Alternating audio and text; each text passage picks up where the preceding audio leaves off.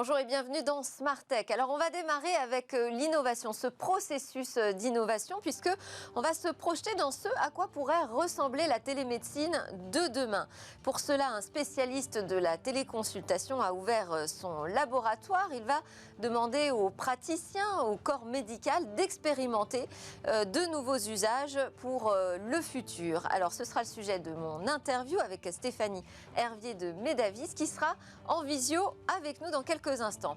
Et puis au cœur de cette émission, on va parler de la désinformation et de ses dangers. Alors aujourd'hui, il faut savoir que Mark Zuckerberg de Facebook, Jacques Dorsey de Twitter et Sundar Pichai de Google vont devoir répondre aux questions de parlementaires américains à propos de la diffusion de fausses informations sur leur plateforme.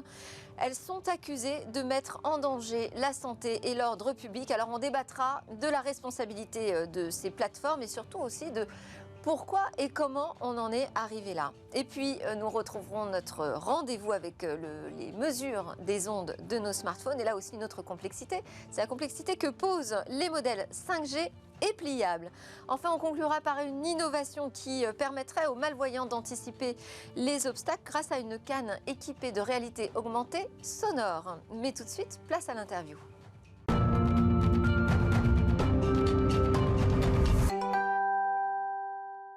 Alors on démarre cette émission par l'innovation, je vous le disais, un lab s'est créé pour inventer, réfléchir et co-construire à la télémédecine de demain. On en parle avec Stéphanie Hervier, cofondatrice et directrice générale de Medavis, qui développe et vend une solution de téléconsultation aux professionnels de santé. Bonjour.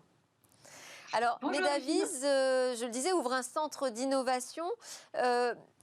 Pourquoi réfléchir à la télémédecine de demain, j'ai envie de vous demander, et pas juste à la médecine de demain? Bonjour. Alors effectivement, donc Medavis, on est une entreprise qui existe depuis 2014 sur la télémédecine. Et en fait, là où vous avez raison, plus globalement, on travaille sur l'organisation des soins. Hein, aujourd'hui, il y a à peu près 9000 médecins, acteurs de la santé qui utilisent l'une ou l'autre de nos solutions.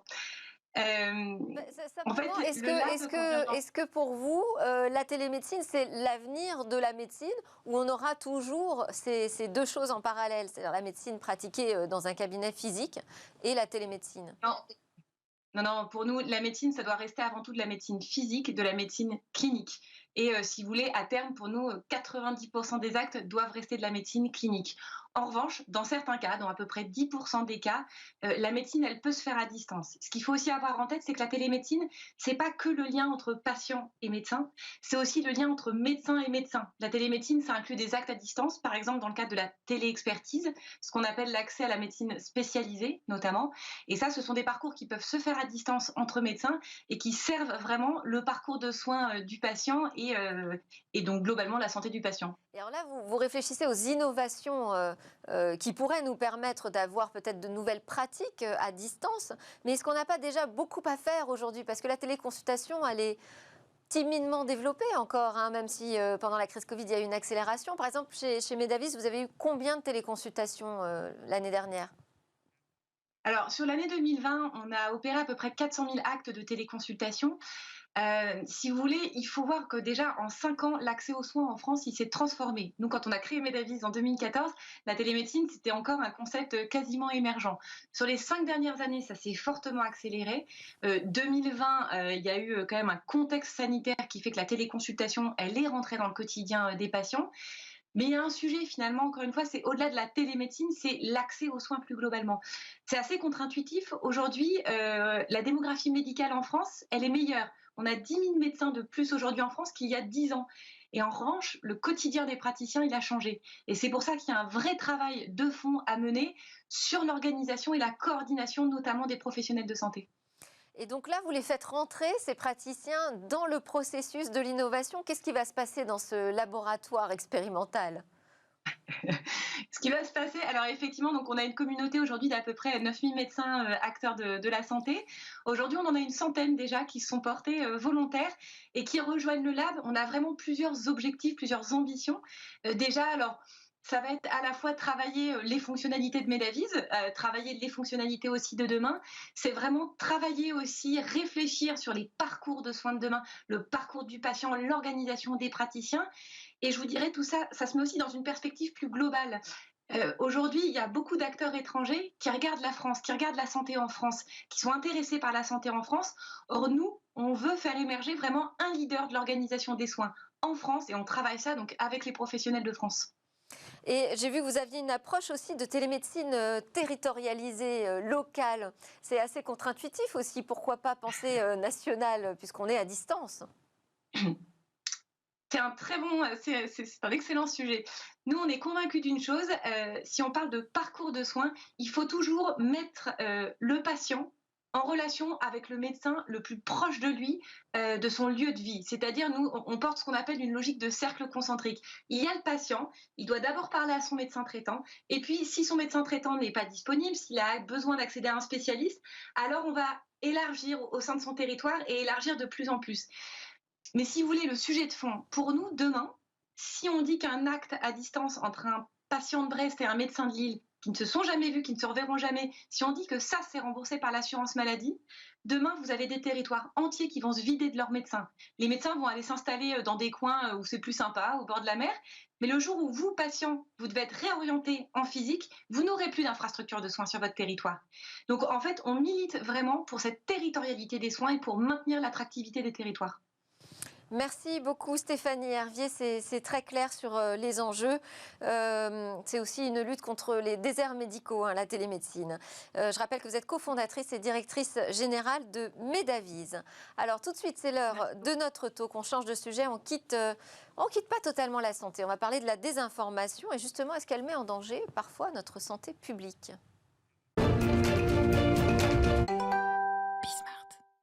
Alors j'ai titré ce talk La désinformation nuit-elle à la santé parce qu'on est sur fond de crise sanitaire et aussi de campagne mondiale de vaccination, mais aussi d'émeutes. Et les réseaux sociaux sont actuellement, aujourd'hui même, accusés aux États-Unis d'avoir participé à la diffusion de fausses informations dangereuses pour la santé et l'ordre public. Alors les patrons donc, de Facebook, Twitter et Google sont convoqués par une commission parlementaire américaine pour une audition sur cette désinformation qu'on a visiblement du mal à endiguer sur ces plateformes. On en parle avec Benoît Raphaël, fondateur de Flint, journaliste et entrepreneur, expert en innovation, médias et information.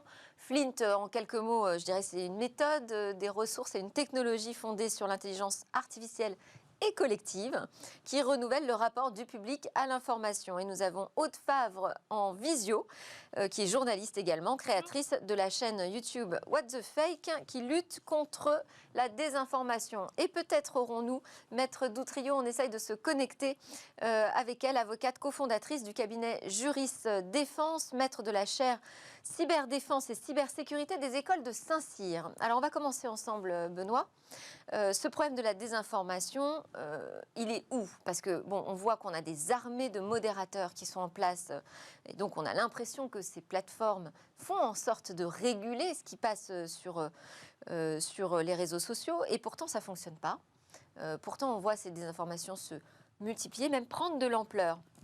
Alors pourquoi? Quelle est votre explication là-dessus? Est-ce que c'est un problème d'engagement nécessaire sur ces plateformes qui crée un vice? Le vrai problème, en fait, c'est la machine qui a été créée par les réseaux sociaux, essentiellement Facebook, parce que c'est celle qui fonctionne avec des algorithmes de recommandation. Ce sont ces algorithmes qui vont vous dire, si vous cliquez sur cette info-là, on va vous en proposer d'autres, et puis vous ressemblez à telle personne, etc. Et ce qui est un peu moins le cas sur Twitter, par exemple. Le problème, c'est qu'en fait, ces algorithmes, on a intégré maintenant ce qu'on appelle du machine learning, donc de l'intelligence artificielle, et ils apprennent tout seuls. Et on les a intégrés au moment où on a fait rentrer la pub. On trouvait que c'était beaucoup plus cool que la publicité, effectivement, utilise le machine learning pour que la publicité soit de plus en plus personnalisée. Et donc, petit à petit, on nous amenait, si vous aimez bien c'est des problèmes de cheveux, du coup, petit à petit, on vous amène du shampoing et des lotions capillaires, etc. Et plus cool et plus efficace. Voilà, comme ça marchait super bien, Oui. ils se sont dit, ça crée beaucoup d'engagement dans les pubs, ils se sont dit, on va faire pareil pour l'info. Et là, c'est là que ça a été un peu la cata, parce qu'autant la pub, vous la contrôlez à peu près, sauf quand c'est une pub de fausse information, comme on peut le voir aux États-Unis. Mais là, pour le coup, les algorithmes à qui on demande simplement d'avoir le plus d'engagement possible, c'est-à-dire qu'on veut que les utilisateurs cliquent de plus en plus sur des contenus, soient de plus en plus engagés, et restent de plus en plus longtemps pour avoir de plus en plus de publicité. En fait, les algorithmes, petit à petit, ont calculé mathématiquement que les contenus les plus extrémistes, les contenus les plus racistes, les contenus les plus faux, en fait, c'était ceux qui créaient le plus d'engagement. Donc, naturellement, non seulement ils ont amené plus de contenus extrémistes en fait aux utilisateurs, mais ils ont surtout, et c'est ça qui est plus inquiétant, on va dire, quelque part, et qu'il faut observer, ils ont amené des contenus extrémistes à des gens qui ne l'étaient pas, et de plus en plus. Notamment, il y a plus de 60%. C'est ça, c'est parce qu'on a beaucoup parlé de l'enfermement dans des bulles informationnelles qui laissent à penser que quand on a une tendance complotiste, eh bien, on va être conforté dans ces théories du complot. Mais là où vous dites qu'il y a un nouveau problème qui arrive, c'est que des personnes qui n'étaient pas du tout dans ces mouvances complotistes commencent à y être amenées, en fait, commencent à intégrer ces groupes. Oui, c'est ce qu'explique un petit peu Tristan Mendès-France de Conspiracy Watch, en expliquant qu'en fait, les théories complotistes, par exemple, si on peut vraiment les appeler comme ça, en tout cas, on va dire une approche très extrême de l'information, extrêmement défiante, par exemple, et donc très perméable aux fausses informations, étaient souvent des groupes très minoritaires, en fait. Et que, effectivement, les réseaux sociaux leur ont permis d'avoir une audience beaucoup plus large et de devenir un tout petit peu plus massif aujourd'hui. Et ça, on l'explique assez bien. Alors, il y a une enquête qui a été faite par le MIT, donc, l'Institut technologique célèbre à Boston, qui a donc auprès des ingénieurs de Facebook et qui montre qu'effectivement les robots avaient tendance, les algorithmes avaient tendance en fait à faire s'inscrire, à proposer des groupes privés Facebook extrémistes à des gens qui ne l'étaient pas en fait, et petit à petit de plus en plus. Et la plupart des gens il y a plus de 60% des gens qui sont dans ces groupes extrémistes l'ont été par la recommandation des algorithmes. Donc petit à petit, les algorithmes ont modifié, pas de façon pernicieuse, parce qu'encore une fois, les robots sont très cons. Hein. Enfin, je rappelle toujours, c'est cette grande vérité de l'intelligence artificielle. Ils veulent simplement avoir de l'engagement, donc mathématiquement, en fait, ils vont proposer des groupes. Donc le groupe est beaucoup plus enfermant, parce que là, on va se retrouver. Il est très mis en avant en fait sur Facebook, hein, donc les contenus qui sont dans les groupes privés. Et donc, effectivement, petit à petit, ce comportement en fait est provoqué. Et des gens qui étaient minoritaires extrêmes se voient rejoints par des gens qui n'étaient pas extrémistes parce qu'ils ont été petit à petit alimentés en contenu extrémiste par les algorithmes. Oui, ils appellent ça la polarisation. En fait, on devient de plus en plus extrême au fil du temps. Et ce chiffre que vous avez rappelé, 64% des adhésions à des groupes sont dues à leurs outils de recommandation. C'est assez effrayant. On va donner la parole à Aude Fabre. Bonjour Aude. Bonjour. Alors, donc vous êtes engagé, je dirais, au quotidien dans ce combat contre les fake news. Vous en voyez les dégâts, c'est ça qui vous a motivé dans votre combat ? Alors, première chose, je suis justement actuellement dans un collège, au Plessis-Trévise, donc c'est la semaine de la presse, donc effectivement, voilà, je suis engagée à travers ma chaîne YouTube, comme vous l'avez dit, mais aussi à travers l'association Fake Off, que je préside et qui compte plusieurs dizaines de journalistes qui interviennent dans les collèges, dans les lycées. Vous me parliez des dégâts de la désinformation, oui. C'est ça ? Je pense que c'est quelque chose qui n'est pas assez pris en compte, qui n'est pas assez mesuré. C'est-à-dire que chez les jeunes, mais chez plein de gens, je veux dire, on ne se rend pas compte souvent qu'en bout de chaîne, il y a des gens qui trinquent, il y a des vies qui sont parfois très sincèrement brisées par la désinformation, par ces effets de meute en fait qui se déroulent aussi, qui sont propulsés aussi, comme disait Benoît, par les algorithmes, en fait, dès qu'il y a un clash, dès qu'il y a quelque chose de fort, etc. Et c'est ce qu'on rappelle aussi, nous, à Fake Off régulièrement, c'est les victimes de la désinformation qui sont vraiment extrêmement nombreuses et personne n'est à l'abri. Et c'est ça aussi qui est assez terrible quoi, dans la société actuellement. Alors, vous diriez que c'est la faute aux plateformes ou pas ? Parce que finalement, on peut aussi constater que ces plateformes travaillent avec les médias. Alors, je ne sais pas si vous avez des collaborations avec elles, mais il y a des programmes de vérification qui sont mis en place. Oui, il y en a. Après, moi, tous les jours, sur n'importe quelle plateforme, je trouve des choses, je tombe de haut. Donc, je me demande quelle en est l'efficacité réelle, même si je sais qu'il y a eu un peu de ménage de fait sur YouTube dernièrement, notamment avec la crise Covid, etc.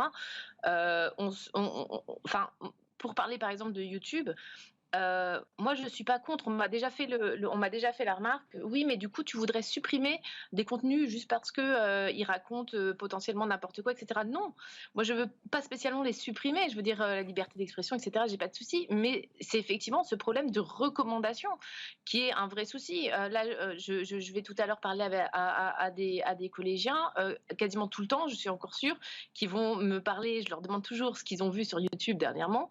C'est des choses qu'ils ne sont pas allés chercher et qui sont des contenus problématiques qui leur sont arrivés en fait.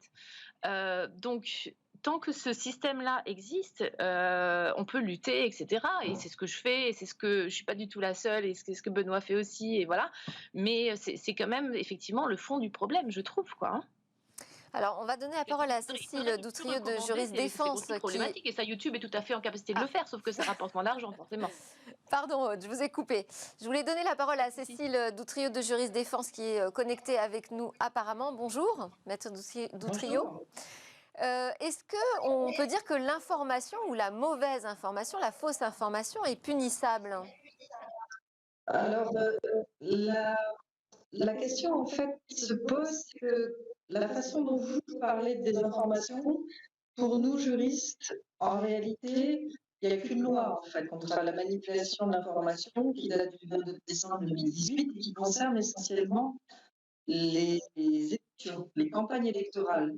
Cette loi de 2018, pour replacer le contexte, dont viendra la plateforme évidemment, a été décidée suite aux campagnes de désinformation massive qui avaient eu lieu tout simplement lors des élections américaines de 2016, l'élection de Donald Trump, et l'élection française de 2017 avec le président actuel Emmanuel Macron.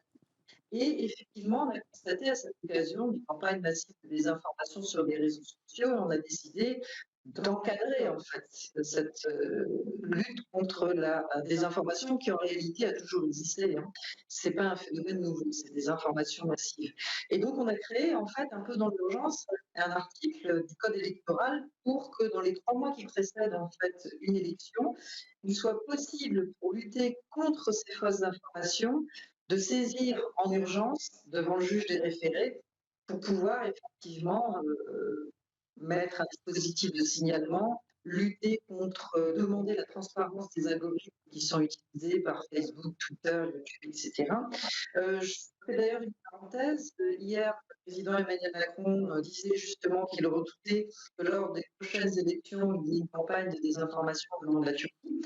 Il y a des tensions au niveau géopolitique à ce moment-là. Donc nous, du point de vue purement juridique, il y a une loi pour lutter contre la désinformation, mais c'est une loi qui est réservée en fait à la politique, au monde politique qui nous représente nous en tant que citoyens. Mais c'est vrai qu'après, on a une qualité de son qui est vraiment très très médiocre. C'est un peu difficile de vous suivre, j'en suis désolée. Je voulais faire réagir Benoît Raphaël sur cette question des algorithmes. On demande la transparence des algorithmes. Est-ce que c'est seulement possible aujourd'hui d'avoir une transparence sur les algorithmes d'un Facebook, par exemple? C'est méga compliqué.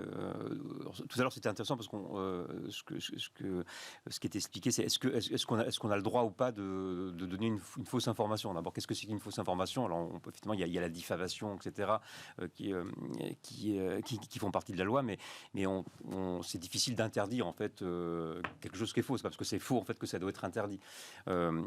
Et donc, je trouve que c'est un débat qu'on devrait encore prolonger, parce que je pense qu'il y a aussi la question de la manipulation. Et il y avait des discussions il y a quelques années sur les sectes, par exemple les phénomènes sectaires qui pouvaient on parlait de manipulation mentale. Comment est-ce qu'on peut arriver à le voir? Moi, je pense que le débat il doit continuer en tout cas à se développer dans la société, parce que c'est un problème qu'il faut prendre par tous les bouts.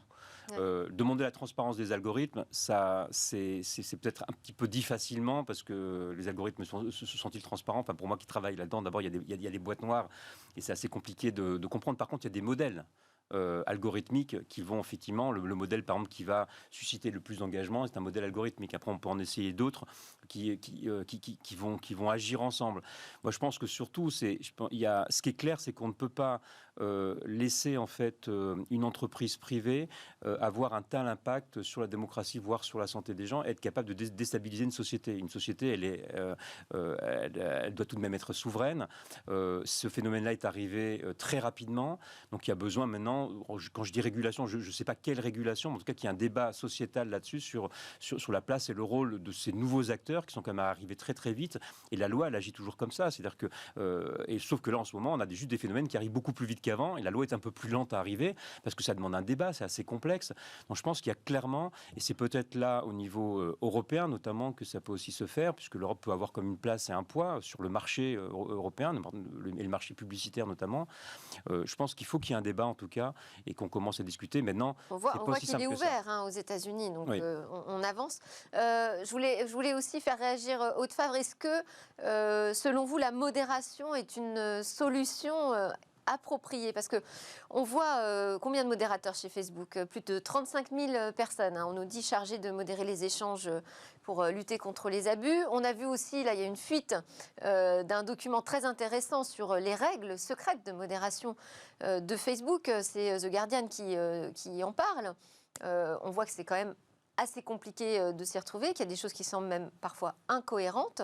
Quelle est votre position là-dessus sur la modération, Aude ?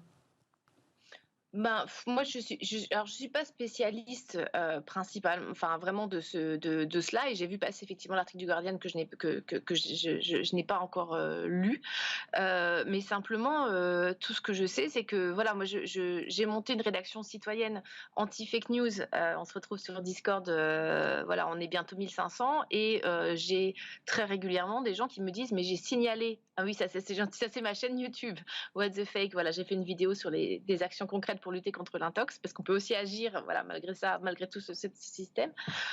Et tout ce que je sais, c'est qu'en fait, au sein de cette rédaction, on s'interroge tout le temps sur un certain nombre de signalements qui ont été faits de vidéos ou de posts Facebook vraiment hyper problématiques, etc. Et rien n'est fait derrière. Donc, c'est tout ce que je veux dire. En tout cas, de l'expérience montre. Je crois qu'il y a 2 ans, j'avais fait une autre vidéo. Puisqu'on voit votre vidéo, Aude, et que vous allez partir, je voulais vous demander justement de nous résumer les actions concrètes qu'on peut avoir, tout à chacun, pour lutter contre cette désinformation. En fait, c'est très simple, c'est-à-dire, j'ai fait effectivement une petite synthèse dans cette vidéo que j'ai sortie hier. C'était respire, typiquement, c'est-à-dire il faut arrêter de se faire embrigader, on va dire, par ce qu'on appelle le putaclic, c'est-à-dire voilà, des infos hyper alléchantes, complètement dingues. Il y a beaucoup de chances pour que ce soit très souvent de la désinformation, surtout sur YouTube avec des vignettes hallucinantes, etc. Il y a le fait d'être exigeant, en fait, sur la qualité. Je pense que les gens ne se rendent pas assez compte à quel point on se bat sur le web pour avoir leur clic, leur partage. C'est quelque chose, c'est le nouveau pétrole, quoi, vraiment, l'engagement dont parlait Benoît Raphaël. Et donc, il faut se mettre en position il faut que ça se mérite, en fait. Il faut que ça se mérite, et donc il faut être exigeant sur le contenu, tout comme, je sais pas, voilà, on récompenserait quelqu'un qui a bien travaillé, etc. Et malheureusement, la prime n'est pas toujours, les likes et les partages ne vont pas vraiment toujours sur les contenus de qualité. Donc être exigeant, ça veut dire exiger un minimum qu'il y ait des sources, qu'il y ait des droits de réponse, qu'il y ait de la contextualisation, enfin tout ce qui fait qu'une information est a priori de qualité. Il faut vraiment être exigeant. Et puis aussi, je vais pas tout vous dire, je vais vous laisser regarder la vidéo si vous voulez, mais je pense que les gens aussi devraient vraiment, tout le monde a le pouvoir aujourd'hui, tout le monde est quelque part un média, tout le monde a le pouvoir de faire de son compte personnel un espèce de booster de contenu de qualité. Et il y a plein de gens qui font vraiment de la qualité, qui font des enquêtes hyper intéressantes ou qui aiguisent l'esprit critique, et leurs vidéos ne sont pas assez virales. Et je parle pas spécialement de moi, il y a beaucoup de gens dans la communauté sceptique, critique, beaucoup de journalistes, beaucoup d'enquêtes qui ne sont pas beaucoup vues. L'enquête en journalisme, c'est pas très vu. C'est pas très, voilà, c'est pour ça que souvent on a des super enquêtes qui sont diffusées sur des grandes chaînes à minuit, quoi. Je schématise un peu, mais il faut vraiment se rendre compte qu'on a ce pouvoir-là de mettre en avant des contenus de qualité. Voilà, je trouve que c'est très, globalement, si je dois résumer, c'est les 3 choses que je dirais, mais il y en a 5 exactement dans la vidéo. Voilà, mais il faut se rendre compte de ce pouvoir-là qu'on a tous d'agir, en fait, finalement, et ça, c'est une bonne nouvelle, quoi. Merci beaucoup, Aude Favre. Je vais vous laisser partir rejoindre donc les élèves pour les sensibiliser sur cette question. Mais c'est bien, merci. Continuez. Je reviens avec Benoît. On a parlé donc de ces bulles. On a parlé aussi du fait qu'on peut amener une personne raisonnable à adopter des thèses plus extrémistes au fil du temps par des recommandations algorithmiques. Est-ce qu'on est capable de mesurer quelle est l'influence au final de ces algorithmes ? L'influence sur la vie réelle, vous voulez dire, c'est assez compliqué parce que c'est pour ça qu'il faut aussi être prudent parce que on a bon dos d'accuser Internet en permanence, d'accuser les algorithmes ou d'accuser les cons en général. Et le con, c'est toujours l'autre. Il y a beaucoup de cynisme quelque part dedans. Là-dedans, je pense qu'il faut bien analyser les problèmes. Alors sur les élections américaines, par exemple, c'est pas complètement prouvé. Enfin, l'influence en fait des algorithmes sur l'élection directe de Donald Trump, la plupart des études sont pas très claires. Qui a pourtant été un déclencheur dans l'opinion publique. C'était un déclencheur parce qu'il y a eu beaucoup de fake news, parce que Donald Trump a surpris tout le monde, on ne l'a pas vu arriver. Maintenant, il faut aussi comprendre ce qui s'est passé sur le terrain. Et on dit souvent que les élections américaines se passent sur Internet. Elles se passent beaucoup dans les télés locales et elles se passent beaucoup sur le terrain. Moi, j'aimerais bien qu'on fasse une étude aujourd'hui pour comprendre pourquoi Biden a gagné. Parce qu'on s'est affolé sur Trump, on a beaucoup analysé ça. Maintenant, il faudrait aussi analyser pourquoi Biden a gagné, parce que d'abord, c'est plutôt une nouvelle intéressante. Et les informations qu'on glane maintenant aujourd'hui montrent qu'ils sont allés beaucoup sur le terrain pour pousser les gens à voter. Et c'était justement le fait de pousser les gens à voter qui a fait la différence. Et toutes les campagnes qui s'appuient sur Internet n'est qu'un déclencheur et ensuite ça se passe sur le terrain. Mais comme le printemps arabe... Là, par exemple, sur la santé, sur les campagnes de vaccination, les anti-vaccins, est-ce qu'ils ont une réelle influence ? Alors, l'influence est difficile à mesurer. Par contre, on a vu effectivement qu'il y a des gens qui sont morts quand même pour avoir suivi des faux conseils sur des fausses informations. Je veux dire, quelque part aussi, dans la vraie vie aussi, il y a aussi des charlatans. Simplement là, c'est diffusé de façon un peu plus massive. Donc, c'est ce problème, en fait, encore une fois, on parlait de modération tout à l'heure. Le problème, c'est le biais dans les algorithmes, en fait, qui fait que ces informations-là sont plus recommandées et qu'on va aussi modifier le comportement de gens qui n'avaient rien demandé, en fait, à la base. Là où l'impact qui a vraiment été mesuré, c'est celui sur les meurtres commis contre les Rohingyas en Birmanie, puisque là, il y a eu une enquête de l'ONU, ils sont allés sur le terrain, et il y a au moins un meurtre qui est directement lié à un post Facebook. Alors, globalement, c'est beaucoup plus massif, mais en tout cas, le lien direct a été reconnu par l'ONU, et surtout, Facebook a reconnu qu'en fait, ils n'avaient pas fait assez, et qu'ils avaient quand même, non pas une responsabilité directe, ils ne l'ont pas dit comme ça, mais qu'en tout cas, il fallait peut-être qu'ils fassent quelque chose. On va essayer de redonner la parole à Maître Doutrillo. Sur cette question de la responsabilité des plateformes, est-ce que la bonne foi peut suffire ? Parce qu'aujourd'hui, elles ne montrent pas de blanche, finalement. Elles s'expliquent sur leurs actions, alors peut-être un peu tardivement, mais en tout cas, elles font des déclarations, elles expliquent qu'elles n'ont aucun intérêt même à favoriser cette désinformation, alors si ce n'est ce biais de l'engagement et notamment de l'engagement publicitaire, mais quel est le niveau de responsabilité pour vous de la plateforme ? On disait, est-ce que l'information est punissable ? Mais sinon, on punit qui ? Le diffuseur, la plateforme, le premier à avoir fait parler de lui sur une fausse information ? On punit qui ? Alors en fait, en premier lieu, on punit l'auteur. L'auteur du contenu, tout simplement. Ensuite, on va chercher, s'il n'est pas possible d'identifier l'auteur, on va choisir effectivement de remonter à la plateforme ou à l'hébergeur. La grosse difficulté, c'est qu'effectivement, par rapport au nombre de contenus qui sont postés sur toutes les différentes plateformes, que ce soit Twitter, YouTube, Facebook ou autres, il est littéralement impossible de mettre en place des modérations uniquement, exclusivement humaines. Raison pour laquelle on fait de plus en plus appel à l'intelligence artificielle, à des algorithmes avec des mots-clés pour pouvoir éliminer certains contenus. La difficulté, c'est toute la question de la censure, et je pense que les journalistes, ils sont, comme les avocats et autres, particulièrement sensibles. Le problème est cette fameuse zone grise de savoir à partir de quand c'est de la désinformation et est-ce que c'en est véritablement. Quand je vous parlais tout à l'heure de cette loi sur la désinformation de 2018, qui a été réservée donc au domaine politique, suite aux campagnes électorales dont on a parlé justement de Donald Trump de 2016 et du président Emmanuel Macron de 2017, en fait, on s'est rendu compte par rapport à tout ça que dans la réalité du terrain, il était très difficile de faire appliquer cette loi parce qu'on a mis des conditions en fait tellement restrictives avec un dispositif de signalement qui est classique. Toutes les plateformes ont des dispositifs de signalement. Mais on parlait de transparence des algorithmes, on exige de ces plateformes une espèce de transparence des algorithmes. La difficulté pour réagir par rapport à ce que disait Benoît, c'est que les plateformes elles-mêmes se protègent leurs algorithmes en disant que ça relève du secret des affaires. et que c'est aussi leur manne financière, la mise en place de cette technologie très avancée. Donc elles n'ont absolument aucune envie d'être véritablement transparentes à 100% à ce niveau-là. Après, au niveau des responsabilités, donc on cherche depuis des années, ça fait plus de 20 ans qu'on cherche à mettre en cause la responsabilité de ces plateformes. La France a choisi, et l'Europe avec un Digital Act, donc là qui commence à être mis en élaboration. L'idée, c'est en fait davantage de prôner la coopération avec ces plateformes, parce qu'on se rend compte que beaucoup plus que le problème juridique, en réalité, c'est avant tout un problème technique. C'est-à-dire que lorsque vous supprimez un contenu, il est immédiatement, de toute façon, il a été copié et il est immédiatement repliqué, démultiplié, partagé massivement sur d'autres plateformes. C'est ce qu'on appelle aussi des sites miroirs. Et que la difficulté, c'est qu'au niveau des responsabilités, vous pouvez bloquer un site Internet. Maître Doutrio, Doutrio, je suis désolée, on arrive à la fin du temps imparti pour ce débat. Vous nous avez parlé des implications juridiques. On reviendra sur ce sujet la semaine prochaine, notamment.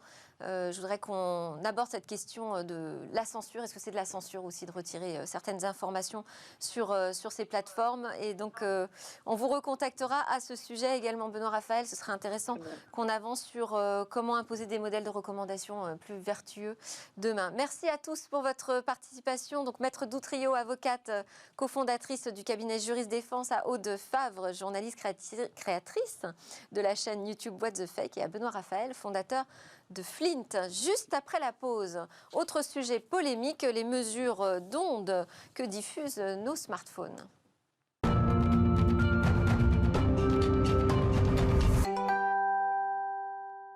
Nous voilà de retour sur le plateau de Smartech. On est là pour notre rendez-vous avec Stéphane Panetra, fondateur et président d'ArtFi, un des rares experts internationaux dans la mesure d'ondes électromagnétiques émises par nos smartphones et appareils connectés. Bonjour Stéphane. Bonjour Delphine.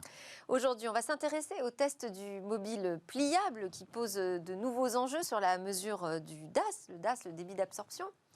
On va le voir avec cet exemple, c'est le smartphone pliable de Samsung, le Z Fold, que vous avez pris avec vous et vous avez effectué des mesures d'émission dessus. Exactement, donc c'est ce mobile qui... donc, le mettre encore plus haut. Le mobile, voilà, qui a donc la particularité, ce mobile, d'être pliable. Et donc, effectivement, lorsqu'on l'ouvre complètement, il devient quasiment une sorte de tablette. Ouais. Donc c'est un produit 2 en 1 quelque part. C'est ça qui est super, non? Oui, ça ouvre tout un tas de perspectives et il est 5G. Et alors, comment on réalise des mesures sur ce type d'appareil? Eh bien justement, comme c'est un produit 2 en 1, il y a quasiment 2 fois plus de mesures à faire pour caractériser un appareil comme celui-ci. Il y a toutes les mesures où on le considère comme un téléphone mobile classique, où il faut le tester à la tête, il faut le tester au corps, à différentes distances, et aux membres, conformément aux réglementations en vigueur dans les différentes zones géographiques du monde. Mais il faut également le tester lorsqu'il est en position ouverte. Et là, comme il n'y a pas... Qu'est-ce que ça change? Eh bien, si vous voulez, le DAS, les ondes électromagnétiques, sont très directement liées à la façon dont les courants électriques circulent en surface de ces objets. Et donc, effectivement, dès qu'on change la configuration mécanique, ou lorsqu'on change un composant à l'intérieur, eh bien, ça vient changer le DAS.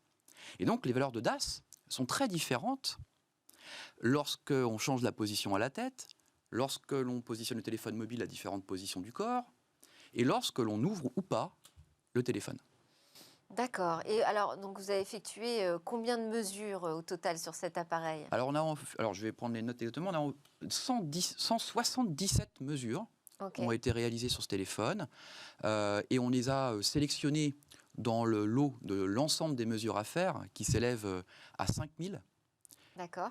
Pour la configuration smartphone, dans tout un tas de configurations.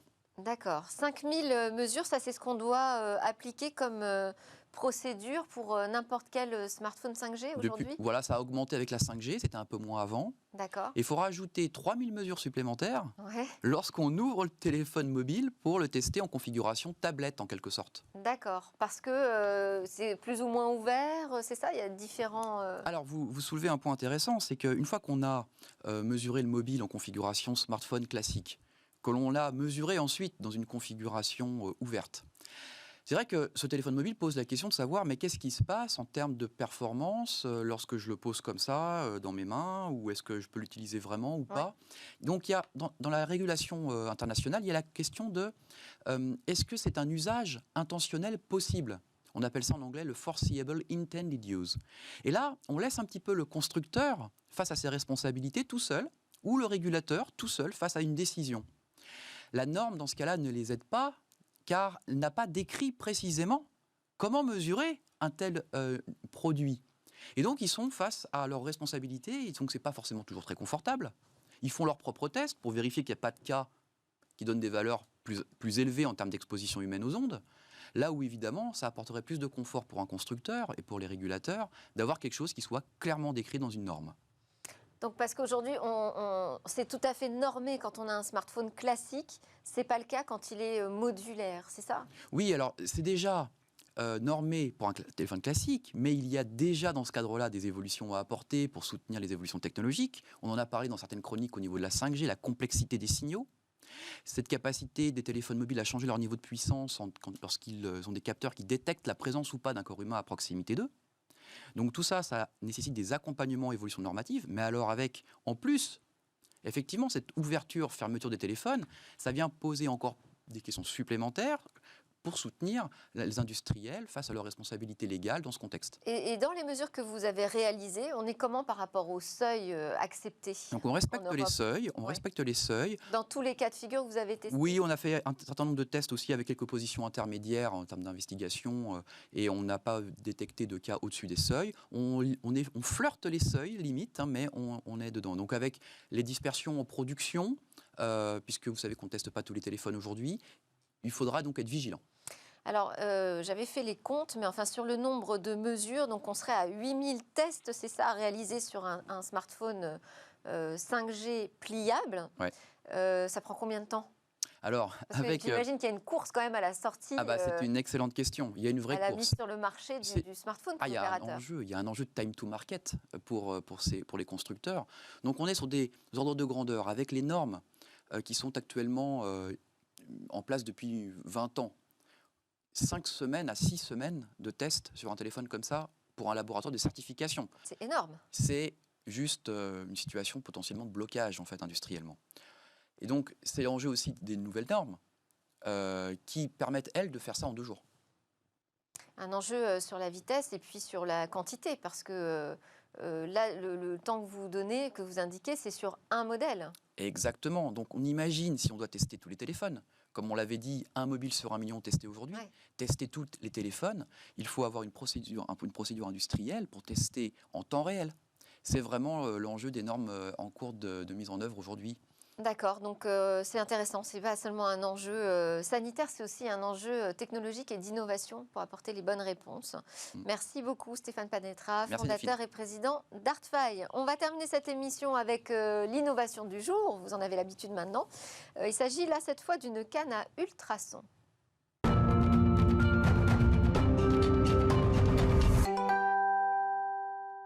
Bonjour Cécilia Sévry, on va voir aujourd'hui comment la technologie accompagnera les malvoyants. C'est un sujet qu'on a abordé plusieurs fois ici et sur lequel vous revenez aujourd'hui avec une technologie prometteuse. Oui, c'est un dispositif qui va assister les personnes malvoyantes pour permettre de sécuriser au maximum leur déplacement à l'extérieur parce que les cannes aujourd'hui évitent les obstacles au sol, bien entendu, mais on n'est pas à l'abri d'en rater un, surtout quand il s'agit d'obstacles en hauteur. Par exemple, si un camion benne est garé au bord du trottoir, on va pouvoir détecter la roue, mais pas la longueur de la remorque derrière. Donc, une société française, GoSense, a créé un dispositif made in France, je le précise, qui s'appelle Rango et qui va permettre de créer une véritable réalité augmentée sonore.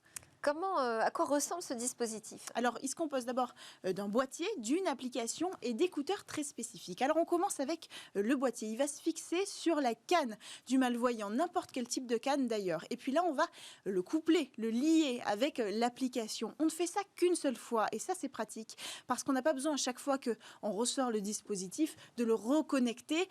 C'est un avantage pour les personnes un peu plus âgées, moins habiles avec les smartphones. Alors, dans ce boîtier, on trouve plusieurs technologies intéressantes. D'abord, il y a 3 transducteurs qui vont émettre des ultrasons dans l'environnement. Et ensuite, il y a 3 autres transducteurs, récepteurs cette fois, qui vont capter, recevoir les échos de ces ultrasons une fois qu'ils auront rebondi sur les objets dans l'environnement. Donc les ultrasons vont aller comme ça sur l'environnement, rebondir sur les objets et revenir signaler qu'ils ont rencontré quelque chose sur leur passage. Pour que les données soient complètes, il y a aussi un capteur inertiel à l'intérieur du boîtier qui va enregistrer la position de la canne, la direction. Avec toutes ces données, on les envoie à l'application qui va en traduire une véritable cartographie de l'environnement grâce au son. Et alors, à quel moment intervient la réalité augmentée? Alors, avec les écouteurs, j'en ai parlé au début, des écouteurs spécifiques. Ils envoient des signaux en fonction des obstacles. Mais pour ne pas surcharger l'utilisateur de sons inutiles, il y a une intelligence artificielle qui va analyser, trier les signaux à envoyer. Par exemple, si l'utilisateur longe un mur, il n'a pas besoin qu'il y ait un bip constant le long de son parcours parce qu'il sait, il a été prévenu qu'il y a un mur, il sait qu'il est là, il n'a pas besoin d'être surchargé d'informations.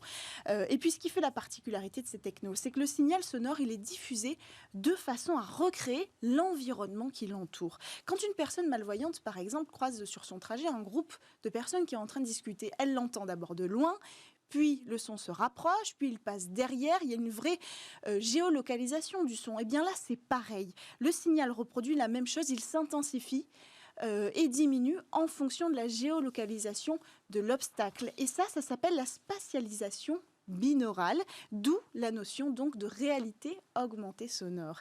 Alors toujours dans un souci de sécurité, les écouteurs ne sont pas directement dans les oreilles, ils sont placés autour. L'idée, bien sûr, c'est que l'utilisateur ait toujours accès à la réalité, c'est-à-dire accès au son réel qui l'entoure. C'est très important pour des personnes malvoyantes. Et puis pour finir sur les écouteurs, qui sont quand même une belle techno, la société prépare une nouvelle version d'écouteurs. Ceux-ci sont filaires, la nouvelle version sera Bluetooth, c'est déjà un avantage, ce sera plus confortable. Et puis surtout, ils veulent ajouter 2 capteurs inertiels de chaque côté, de même qu'on en a un dans la canne, dans le boîtier.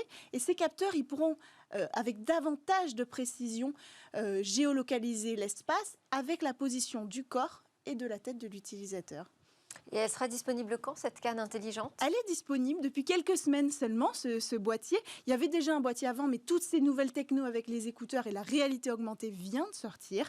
Et le dispositif, il est en cours de certification CE à usage médical pour évidemment pouvoir être remboursé par la sécurité sociale parce que ça coûte cher, ça coûte 2 000 € aujourd'hui, mais pour l'instant 75% sont remboursés par les maisons départementales des personnes handicapées. Merci beaucoup Cécilia Sévry, merci à tous de nous avoir suivis, à suivre le Lab avec les entreprises du numérique qui viennent pitcher et moi je vous retrouve demain pour de nouvelles discussions sur la tech.